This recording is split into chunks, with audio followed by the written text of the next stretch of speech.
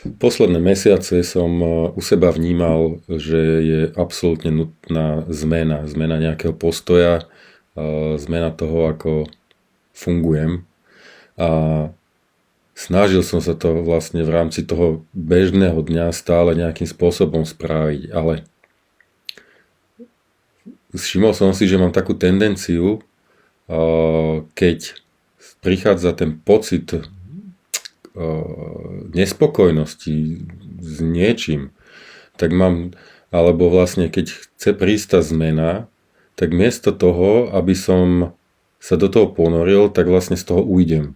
Či už do sociálnych sietí, do práce, do iných činností, ale vlastne nedám ten priestor tomu, aby sa tá zmena vo mne mohla udiať. A sa to tak vygradovalo, že až vlastne som potreboval to, aby som sa dokázal zasústrediť na seba, dovoliť vlastne tomu svojmu systému, aby prešiel nejakou väčšou zmenou, tak som sa zavrel na 7 nocí do tmy, kde vlastne táto zmena mohla nastať.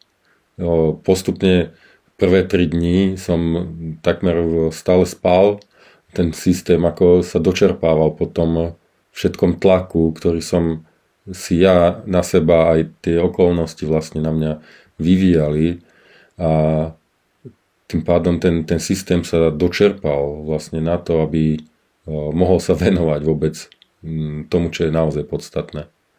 Tá tma je naozaj neuveriteľne krásny pomocník v tom, že vám nedovolí utiecť. Nemáte kam ísť scrollovať, nemáte sa s kým ísť rozprávať.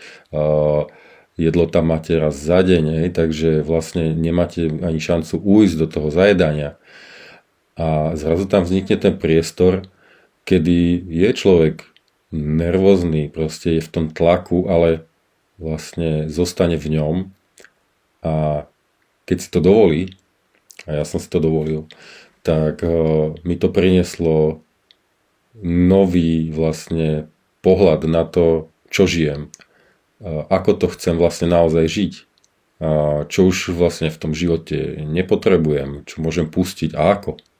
Čiže išlo to po vrstvách, až som došiel vlastne k tomu bodu, kedy som zrazu začal znovu cítiť samého seba v tej svojej podstate a všetko zrazu začalo byť také jednoduché a ľahké. A ja teraz nehovorím, že je to čarovný prútik, ktorý teraz zmení ten môj život a všetko bude easy. Ale dalo mi to ten čas zastaviť sa, spraviť si nadhľad a pomeniť veci, poupratovať si v samom sebe. Bol som v domčeku Namaste v projekte V tme je svetlo. Je to v Dolnom Oháji. To teraz je taký nový domček postavený.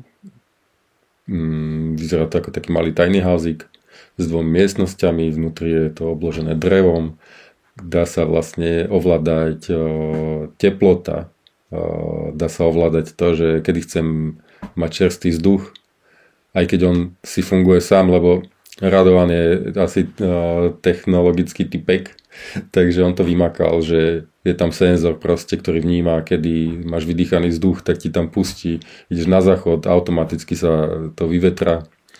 Čiže je to krásny nový priestor, v ktorom som si to naozaj dokázal užiť a kde som mohol vlastne prejsť tou vnútornou transformáciou, ktorú som nebol schopný vlastne za toho bežného denného fungovania dosiahnuť. Takže ja ďakujem Radovanovi aj Miške za to, že takýto projekt vlastne tam spravili a môžeme ísť takto sa dočerpať a doriešiť si svoje potreby. Ahojte.